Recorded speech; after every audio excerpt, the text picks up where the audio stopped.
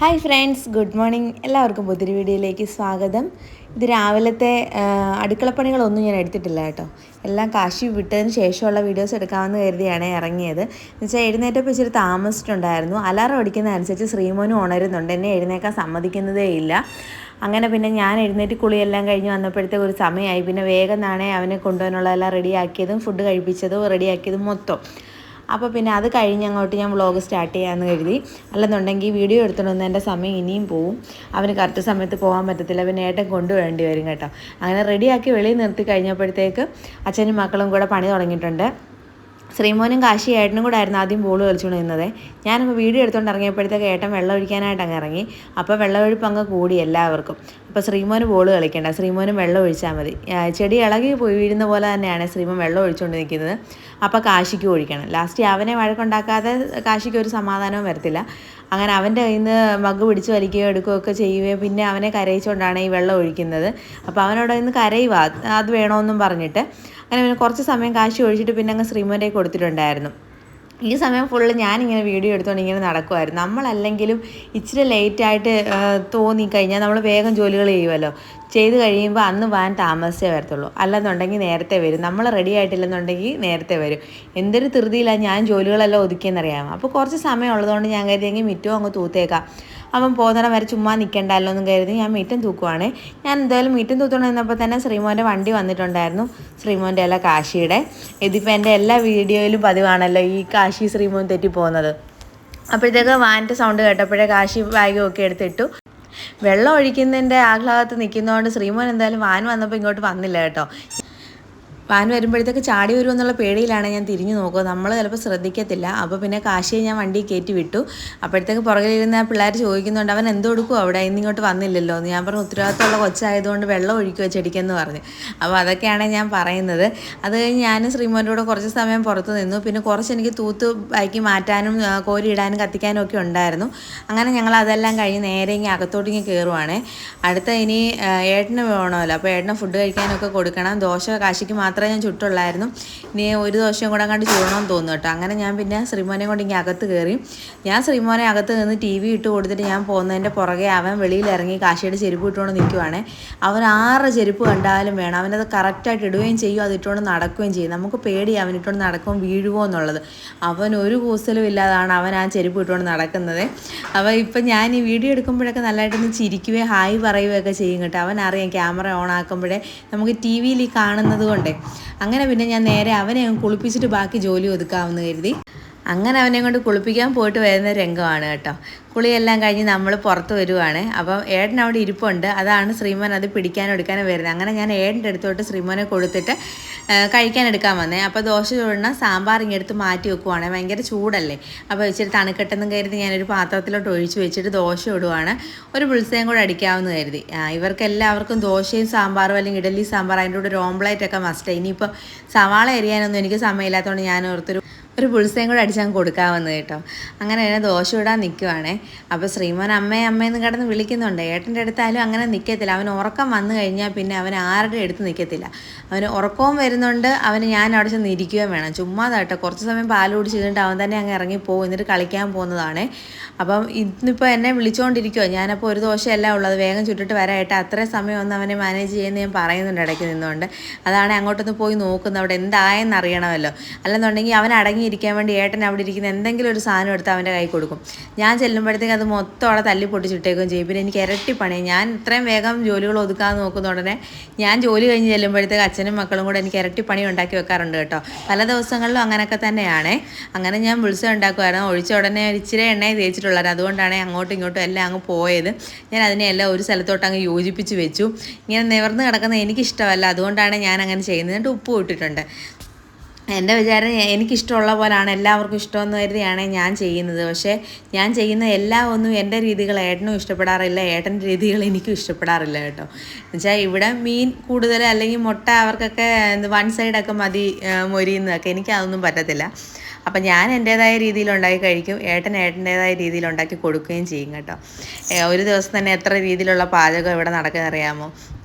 അങ്ങനെ പിന്നെ ഞാൻ കഴിക്കാനുള്ളത് കൊണ്ടുവെക്കുവാണ്. അപ്പോൾ അവിടെ രാവിലെ കുടിച്ചതിൻ്റെ ചായയുടെ ഗ്ലാസ്സൊക്കെ അവിടെ ഇരിപ്പുണ്ട്. കാശിയുടെ ഏട്ടൻ്റെ ആയിരുന്നു. ഞാൻ ചായ കുടിച്ചില്ല, എനിക്കിനി ചായ കുടിക്കണം. ഇച്ചിരി ചായ കുടിച്ചാൽ കൊള്ളാമെന്നുള്ള ഒരു ആഗ്രഹത്തിലൊക്കെ നടക്കുവാണ്. ഇനി എല്ലാ ജോലിയൊക്കെ ഒതുക്കിയിട്ടൊന്ന് ഇരിക്കുമ്പോൾ കുടിക്കാമെന്നുള്ള പ്രതീക്ഷ നിൽക്കുവാണ്. അപ്പോൾ അവന് ഫുഡ് കൊടുത്തപ്പോൾ അവന് കഴിക്കാൻ വയ്യായിരുന്നു. ഏട്ടൻ കഴിക്കാൻ തുടങ്ങിയ ഉടനെ ഏട്ടൻ്റെ എളിയെ പോയി കയറിയേക്കുവാണ്. അത് ഏട്ടൻ കൊടുക്കാൻ വേണ്ടിയിട്ടാണ്. ചിലപ്പോൾ ഏട്ടനെയും കൊണ്ടും കഴിക്കത്തില്ല. അവനാണെങ്കിൽ ആ പാത്രം നീക്കി വെച്ച് അവൻ തന്നെ ഞുള്ളി പറിച്ചുകൊണ്ടിരിക്കും. അപ്പോൾ ഏട്ടൻ കഴിച്ചോട്ടെന്ന് കരുതി ഞാൻ വേഗം പോയി അവനെ അങ്ങ് ഏട്ടൻ്റെ കയ്യിൽ നിന്ന് വാങ്ങിച്ച് ഞാൻ അവനെയും കൊണ്ട് പോയിരുന്നു. കുറച്ച് സമയം ടി വി ഒക്കെ കാണാമെന്ന് കരുതി. അപ്പോൾ അവിടുത്തെ ഫാൻ ഇടാനായിട്ട് ഞാൻ വന്നതാണ്. രാവിലെ ചൂടൊന്നുമില്ല എങ്കിൽ അവിടോട്ട് പോയിരിക്കുന്ന സമയത്ത് അറിയാതെ ഫാനിൻ്റെ സ്വിച്ച് അങ്ങ് ഓണായി പോകും. റൂമിലോട്ട് കയറുമ്പോൾ ലൈറ്റും ഫാനും നമ്മൾ ഓണാക്കത്തില്ലേ, അതുപോലെ. അങ്ങനെ ഞാൻ ജനലെല്ലാം അങ്ങ് തുറന്നിടാമെന്ന് കരുതി. അപ്പോഴത്തേക്ക് കുറച്ച് വെട്ടമൊക്കെ കയറുമല്ലോ. ഇത് കഥ ജനൽ തുറന്നിട്ട് ഇരിക്കാനേ നമുക്ക് പറ്റത്തില്ല. ശ്രീമോൻ എന്ത് കൈ കിട്ടിയാലും അത് അതുപോലെ കൊണ്ടുവന്ന് ജനലിൽ കൂടെ വെളിയിൽ കളയും. അത് പേടിച്ചാണ് ഞാൻ ജനലൊന്നും അധികം തുറക്കാത്തത്. പിന്നെ ഞാനത് കാണത്തില്ല. എപ്പോഴെങ്കിലും പിന്നെ മുറ്റം തൂക്കാൻ ഇറങ്ങുമ്പോഴായിരിക്കും ആ വീണ് കിടക്കുന്ന സാധനം കാണുന്നത്. അങ്ങനെ താക്കോലും ഏട്ടൻ്റെ കാറിൻ്റെ താക്കോലും ഒക്കെ എടുത്തവൻ കൊണ്ട് വെളിയിൽ കളഞ്ഞിട്ടുണ്ട് കേട്ടോ. അവൻ ഈ കസേര നീക്കിയിട്ടിട്ട് അവിടുന്ന് കീ ഇരിക്കുന്നിടത്തു നിന്ന് അത് എടുത്തിട്ട് അവൻ ആ ജനലിൽ കൂടെ കൊണ്ട് വെളിയിൽ കളയും. എന്നിട്ട് ചില സമയത്ത് അവൻ പറയും കേട്ടോ, പക്ഷെ നമുക്ക് എന്തോ ഒന്നും മനസ്സിലാവത്തില്ല ഇവൻ എന്തുവാ പറയുന്നതെന്നുള്ളത്. പിന്നെ എനിക്ക് മനസ്സിലായി ഇങ്ങനെ എന്തെങ്കിലും കൊണ്ട് കളഞ്ഞിട്ടായിരിക്കും ഈ പറയുന്നതെന്നുള്ളത്. അങ്ങനെ ഞാൻ ഓർത്തെങ്കിൽ അവനെ കുറച്ച് സമയം അവിടെ ഇരുത്തി നമ്മുടെ വീഡിയോസ് ഇട്ട് കൊടുക്കാം. ഇപ്പം ഏത് കാർട്ടൂൺ ഇട്ടാലും അധിക സമയമൊന്നും ഇരിക്കത്തില്ല. ഞങ്ങളുടെ തന്നെ ചാനലിലെ വീഡിയോ ഇട്ട് കഴിഞ്ഞാൽ മാത്രം കുറച്ച് സമയം കണ്ടുകൊണ്ടിരിക്കും. അവന് കാശിയെ കാണുന്നതും ശ്രീമോനെയും പൊടിവാവയൊക്കെ കാണുന്നതൊക്കെ ഭയങ്കര ഇഷ്ടമാണ്. ഇപ്പം ഞാനാണെങ്കിൽ ശ്രീമോൻ്റെ തന്നെ ഒരു വീഡിയോ ആണ് ഇട്ട് കൊടുത്തേക്കുന്നത്. അതിൽ അവൻ ഐസ്ക്രീം തിന്നുന്നുണ്ട്. അപ്പോൾ ഐസ്ക്രീം തിന്നുന്നതിന് അവൻ്റെ പപ്പയെ വിളിച്ച് പറയുന്നുണ്ട്, എന്തോ പപ്പ നോക്കുന്നത് കാണിക്കുക, കണ്ട അത് പപ്പയെ വിളിക്കണം. ആ ഗ്യാപ്പിൽ കൂടെ ഏട്ടനെ വിളിച്ച് കാണിക്കും അവനത് കഴിക്കുന്നെന്നുള്ളത്. പിന്നെ ഐസ്ക്രീം കഴിക്കുന്ന വീഡിയോ കണ്ടപ്പോഴത്തേക്ക് എന്നോട് പറയുന്നു ഫ്രിഡ്ജ് പോയി തുറക്കാൻ. ഫ്രിഡ്ജിൽ ഐസ്ക്രീം ഉണ്ടെന്നും പറഞ്ഞുകൊണ്ടാണ്. ഇതാണെങ്കിൽ കഴിഞ്ഞ ഞായറാഴ്ച പിള്ളേരെല്ലാം കൂടെ കിടന്ന് ചാടിയതാണ്. ഭയങ്കര ബഹളമായിരുന്നു. അപ്പോൾ അമ്മ എന്നോട് പറഞ്ഞു മിണ്ടാതിരിക്കാൻ പറ. ഞാൻ പറഞ്ഞു ഒരു പടി എടുത്തു കൊടുത്തിട്ട് ഞാൻ പറഞ്ഞു പോയി 2 എണ്ണം കൊടുത്ത് അമ്മയ്ക്ക് ധൈര്യം ഉണ്ടെങ്കിൽ അമ്മ പറയുമെന്ന് പറഞ്ഞു. ഞാൻ അങ്ങനെ പുറകെ ക്യാമറ ഓൺ ആയിക്കൊണ്ട് ചെന്നതാണ്. ആദ്യത്തെ അടി ചേച്ചിക്ക് തന്നെ കിട്ടി. ബാക്കി പിന്നെ പിള്ളേരെടുത്ത് പറഞ്ഞു. പക്ഷെ അവർക്കെല്ലാം അറിയാം അമ്മ തമാശയ്ക്കാന്നുള്ളത്. ശ്രീമോൻ അറിയത്തില്ലായിരുന്നു. അങ്ങനെ ശ്രീമോൻ കരഞ്ഞു കേട്ടോ വടിയും കൊണ്ട് ചെന്നപ്പോഴേ. അപ്പോൾ ആ വീഡിയോ കുറച്ച് സമയം കണ്ടു കഴിഞ്ഞാൽ പിന്നെ കൊച്ചിന് ബോറടിക്കും. അത് കഴിഞ്ഞപ്പോഴത്തേക്ക് ചേട്ടൻ്റെ വീഡിയോ ഇട്ട് കൊടുത്തു. അതുപോലെ സ്റ്റെപ്പ് കളിക്കുവാണ് അവിടെ നിന്നുകൊണ്ട്. ഞാൻ അപ്പോഴത്തേക്ക് എൻ്റെ കോഫിയും ചൂടായിക്കൊണ്ട് വന്നിട്ടുണ്ടായിരുന്നു കോഫി കുടിക്കാനായിട്ട്. അപ്പം അവന് കളിച്ചുകൊണ്ടിരിക്കുകയാണ് കേട്ടോ. ആ വീഡിയോസ് കാണുന്ന അനുസരിച്ച് അവൻ കളിക്കും കേട്ടോ. ഓരോ സ്റ്റെപ്പുകൾ ഇടുന്ന കാണുമ്പോൾ ഞാൻ ഓർക്കും കാശി ഈ പ്രായത്തിലൊന്നും ഇങ്ങനെയൊന്നും കാണിക്കത്തില്ലായിരുന്നു. ചുമ്മാ നിന്ന് തുള്ളുവെങ്കിലും ഇവൻ വാ തുറന്നൊന്നും പറയത്തില്ലെങ്കിലും നമുക്ക് മനസ്സിലാവുന്ന രീതിയിൽ എല്ലാതും ആക്ഷൻ സോങ്ങിൽ കൂടെ കാണിച്ചു തരും കേട്ടോ. സംസാരിക്കാറായാലും അധികം ഒന്നും സംസാരിക്കത്തില്ല. പപ്പ, അമ്മ, ചേട്ടാ, അപ്പപ്പ അങ്ങനെയൊക്കെ വിളിക്കത്തുള്ളൂ കേട്ടോ. അതെല്ലാം കഴിഞ്ഞ് കുറച്ച് കഴിഞ്ഞപ്പോഴത്തേക്ക് ഏട്ടൻ റെഡി ആയിട്ട് വന്നിട്ടുണ്ടായിരുന്നു. അപ്പോൾ ശ്രീമോനെ കൊണ്ടുപോകാൻ എടുക്കാൻ വേണ്ടിയിട്ടാണ് ഈ കരഞ്ഞത് നിന്നുകൊണ്ട്. ഏട്ടൻ റെഡി ആകുമ്പോഴേ അറിയാം എവിടെ പോകാനാണെന്നുള്ളത്. അപ്പോൾ ഏട്ടനെക്കാട്ടി മുന്നിൽ അവനിങ്ങി ഇറങ്ങും. ഇന്നിപ്പോൾ എന്തോന്നറിയാൻ വയ്യ, ചെരുപ്പിട്ടില്ല. പെട്ടെന്ന് ഏട്ടനെ കണ്ടത് ടി വി ലയിച്ചിരുന്നത് കൊണ്ടേ. അങ്ങനെ പിന്നെ ഏട്ടന് വണ്ടി എടുക്കാൻ വേണ്ടിയിട്ട് അവനെ എടുത്തുകൊണ്ട് പോവാണ്. അപ്പോൾ ഒരു റൗണ്ട് ഒന്ന് പുറത്തോട്ടൊന്ന് പോയി കറങ്ങിയിട്ട് വരാമെന്നും പറഞ്ഞുകൊണ്ടാണ് രണ്ടുപേരോടെ പോകുന്നത്. അല്ലെന്നുണ്ടെങ്കിൽ ഇവിടെ ഇടുനാശം വെള്ളപ്പൊക്കം. എനിക്ക് ഒരു തരത്തിൽ ചെവിതല തരത്തിലെ ശ്രീമോൻ കരഞ്ഞു കൂവി ഇതാകും. നമ്മൾ എന്തൊക്കെ ചെയ്താലും നടക്കത്തില്ല കേട്ടോ. അതുകൊണ്ട് നമ്മുടെ അപ്പുറം വരെ ഒന്ന് പോയി ഏട്ടൻ വളഞ്ഞു വന്നിട്ടുണ്ടായിരുന്നു. അത്രയേ ഉള്ളൂ, അത്രയും ആവശ്യമുള്ളൂ. അല്ല അതിൽ കൂടുതലൊന്നും അവന് നിർബന്ധമില്ല. ഒന്ന് വണ്ടി കറക്കണം, അത്രയേ ഉള്ളൂ. അപ്പോഴത്തേക്ക് എൻ്റെ കയ്യിൽ വരികയും ചെയ്തു. അങ്ങനെ ഏട്ടൻ ബൈയൊക്കെ പറഞ്ഞ് പോവാണ്. ഇനിയിപ്പോൾ ഞാനും കാശിയല്ല ഞാനും ശ്രീമോനും മാത്രമേ ഉള്ളൂ കേട്ടോ വീട്ടിൽ. അതല്ല ഇന്ന് എനിക്ക് നല്ല തലവേദന ഉണ്ടായിരുന്നു. ചുമ വീണ്ടും വന്നിട്ടുണ്ട്. കഴിഞ്ഞ ദിവസം ഇച്ചിരി തണുത്ത വെള്ളം കുടിച്ചതാണ്. ചുമ വീണ്ടും കൂടി. രാത്രിയിലൊക്കെ ചുമയായിരുന്നു. അപ്പോൾ ഈ ചുമയ്ക്കുന്നതനുസരിച്ച് തലയ്ക്ക് വേദനയും വരുന്നുണ്ട് എനിക്ക്. ഇനി ഇവൻ ഉറങ്ങുവാണെങ്കിൽ ഒന്ന് അല്പനേരം കിടക്കാമെന്നുള്ളൊരു പ്രതീക്ഷയിലാണ് ഞാൻ നിൽക്കുന്നത്. അങ്ങനെ അവനെ ഉറക്കാൻ വേണ്ടിയിട്ടാണ് ഞാൻ വന്നിരിക്കുന്നത്. അവിടെ ഇരുന്ന് ഉറക്കിയിട്ട് കൊണ്ട് കട്ടിലേക്ക് കിടത്തിയാൽ മതി, അവനങ്ങ് ഉറങ്ങിക്കോളും. അങ്ങനെ ഞങ്ങൾ കുറച്ച് സമയം ടി വി കണ്ട്. അപ്പോഴത്തേക്ക് ശ്രീമോൻ ഉറങ്ങിയിട്ടും ഉണ്ടായിരുന്നേ.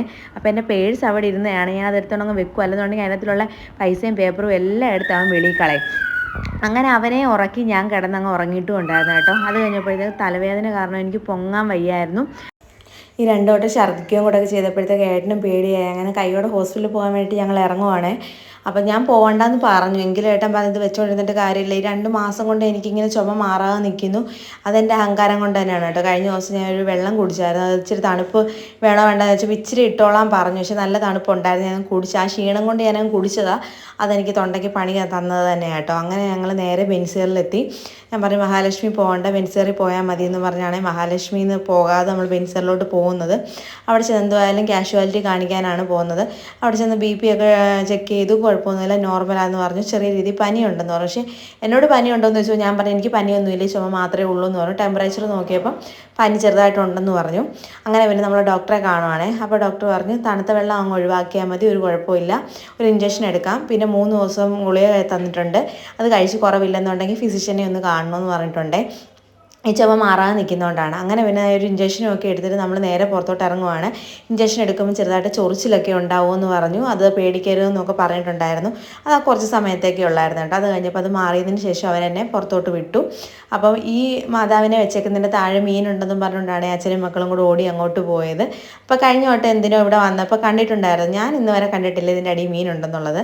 വേറെ അപ്പുറത്തൊക്കെ ഉള്ളത് അറിയാം, ഇവിടെ അറിയത്തില്ലായിരുന്നു. അങ്ങനെ നമ്മൾ നേരെ വണ്ടി കയറാൻ വന്നപ്പോഴാണ് ഓർത്ത് അയ്യോ ഗുളിക വാങ്ങിച്ചില്ല എന്നുള്ളത്. അങ്ങനെ പിന്നെ നമ്മൾ നേരെ അങ്ങോട്ട് പോയി. ഏട്ടൻ പറഞ്ഞ് അവിടെ നിന്നാൽ മതി, ഞാൻ വാങ്ങിച്ചിട്ട് വരാമെന്ന്. അപ്പോഴത്തേക്ക് പിള്ളേർ രണ്ടും പുറകെ പോയപ്പോൾ പിന്നെ ഞാനും കൂടെ പോയി. വലിയ തിരക്കില്ലാത്തതുകൊണ്ട് തന്നെ ഏട്ടൻ നേരെ കയറി, പിള്ളേരും പുറകെ കയറിയിട്ടുണ്ട് കേട്ടോ. അപ്പോഴത്തേക്ക് ശ്രീമോനെ നടത്തിയത് കൊണ്ട് തന്നെ ശ്രീമോന് ഭയങ്കര ഉത്സാഹം, ഓടുന്നു ചാടുന്നു. അങ്ങനെ പിന്നെ അവരെ ഇങ്ങനെ വിട്ടാൽ ശരിയാവത്തില്ല, അവിടെ തട്ടി വീണാലോ എന്ന് പേടിച്ചിട്ട് ഞാൻ ഇരുന്നയായിരുന്നു. ഞാൻ പതുക്കെ അങ്ങ് എഴുന്നേറ്റ് കേട്ടോ. ഞാൻ പുറകെ പോയില്ലെങ്കിൽ ശ്രീമോനൊക്കെ അങ്ങ് പോവും. അതുകൊണ്ട് എന്നെ കണ്ടപ്പോഴത്തേക്ക് ഇങ്ങ് തിരിച്ചു പോന്നിട്ടുണ്ടായിരുന്നേ. പിന്നെ ചേട്ടനും മോനും കൂടെ അവിടെ കയറി ഇരുന്ന് കഴിഞ്ഞപ്പോഴത്തെ അതുവഴി 2 പിള്ളേർ പോയി കേട്ടോ. അവരെയും വിളിച്ചു കേട്ടോ അവിടെ ഇരിക്കാൻ. ആ നിൽക്കുന്ന പിള്ളേരാണ്. അവരോടും പറഞ്ഞ് അവിടെ വന്നിരിക്കുക. അവൻ കേട്ടില്ല. എന്നിട്ട് അവരെ ഷോ കാണിക്കാൻ വേണ്ടിയിട്ട് കയറി പോവുകയാണ്. അപ്പോഴത്തേക്ക് ഏട്ടൻ മരുന്ന് വാങ്ങിച്ചുകൊണ്ട് പുറത്തിറങ്ങിയിട്ടുണ്ടായിരുന്നു.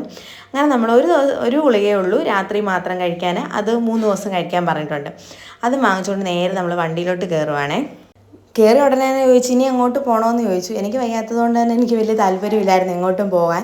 അന്നേരം എന്നോട് പറഞ്ഞ് KSRTC ബസ് സ്റ്റാൻഡ് അവിടെ കണ്ട് എന്ത് ചിക്കൻ ഓംപ്ലേറ്റ് കിട്ടുമെന്നോ അവിടെ ഒന്ന് പോയി നോക്കാമെന്നും പറഞ്ഞ് നമ്മൾ ഇറങ്ങുവാണേ. ഇറങ്ങിയപ്പോഴാണ് നമ്മൾ ബെൻസറിലോട്ട് ചേറിപ്പഞ്ഞൊരു ആംബുലൻസ് വന്നത്. ആർക്കോ എന്തോ ആപത്ത് പറ്റിയതാണ്. അങ്ങനെ പിന്നെ നമ്മൾ അവിടുന്ന് നേരെ അങ്ങോട്ട് പോവുകയാണ് ഫുഡ് കഴിക്കാനായിട്ട്. അപ്പം എനിക്ക് രാവിലെ തൊട്ടേ ഞാൻ വലുതായിട്ടൊന്നും കഴിക്കുന്നില്ലായിരുന്നു. അതുകൊണ്ട് തന്നെ ഇപ്പോഴും എനിക്കൊന്നും കഴിക്കാൻ തോന്നിയില്ല. അപ്പോൾ അവിടെ ചെന്നപ്പോൾ കപ്പ ബിരിയാണിയും കൊത്തു പൊറോട്ടയൊക്കെ ഉണ്ടായിരുന്നു. അപ്പോൾ ഒരു കപ്പ ബിരിയാണി കഴിക്കാൻ ചൂടോടെ ഇരിയും കാണുമല്ലോ എന്ന് പ്രതീക്ഷിച്ച് ഞാൻ കപ്പ ബിരിയാണി ഓർഡർ ചെയ്തപ്പോൾ കാശിക്ക് കൊത്തു പൊറോട്ട വേണമെന്ന്. ഇത് രണ്ടും വാങ്ങിച്ചാൽ വേസ്റ്റ് ആവുന്നതുകൊണ്ട് ഞാൻ പറഞ്ഞു എനിക്കും കൊത്തു പൊറോട്ട മതി, കപ്പ ബിരിയാണി വാങ്ങിക്കണ്ടെന്ന് പറഞ്ഞു. ഓംലെറ്റ് വാങ്ങിക്കാൻ വന്ന ഏട്ടൻ ഇവിടെ വന്നപ്പോൾ പറഞ്ഞ് ബ്രെഡും സ്റ്റൂവും. ഞാൻ ഓർത്ത് ചോദിച്ചു ഇത് കഴിക്കാനാണോ വന്നത്. അവർ മെനു പറഞ്ഞപ്പോൾ ഇതാണ് ആദ്യം പറയുന്നത്. അപ്പോൾ ഏട്ടൻ പറഞ്ഞു അതൊരു പ്ലേറ്റ് പോരട്ടെ എന്ന്. അങ്ങനെ കാശിക്ക് കൊടുത്തു. കാശിക്ക് വലിയ താല്പര്യമില്ലായിരുന്നു. ഏട്ടൻ തന്നെ പിന്നെ മൊത്തം കഴിക്കേണ്ടി വന്നു. ഞങ്ങൾ ആരും കഴിച്ചില്ല. ശ്രീമോൻ ഒരു ശകലം ബ്രെഡ് കൊടുത്തു. അത് കഴിഞ്ഞ് കൊത്തു പൊറോട്ടയുടെ ഒരു ശകലം ഞാൻ കഴിച്ചു. ബാക്കി ഏട്ടൻ തന്നെ കഴിക്കേണ്ടി വന്നു കേട്ടോ. എനിക്ക് വേണ്ടായിരുന്നു. അങ്ങനെ പിന്നെ നമ്മൾ അവിടുന്ന് ബില്ലൊക്കെ പേ ചെയ്ത് നേരെ ഇങ്ങ് പോരുവാണേ. അവിടെ ഏതോ പള്ളിയിൽ പെരുന്നാൾ എന്തോ നടക്കുവാണെന്ന് തോന്നുന്നു. അവിടെ എല്ലാം ലൈറ്റ് ഇട്ടുണ്ടായിരുന്നു. നമ്മൾ അന്ന് പോയ ആ ബ്രിഡ്ജ് ഉണ്ടല്ലോ, ആ ബ്രിഡ്ജിലും എല്ലാം ലൈറ്റായിരുന്നു കേട്ടോ. അങ്ങനെ നമ്മൾ കാഴ്ചകളൊക്കെ കണ്ട് നമ്മൾ നേരെ വീട്ടിലോട്ടേക്ക് പോരുവാണ്.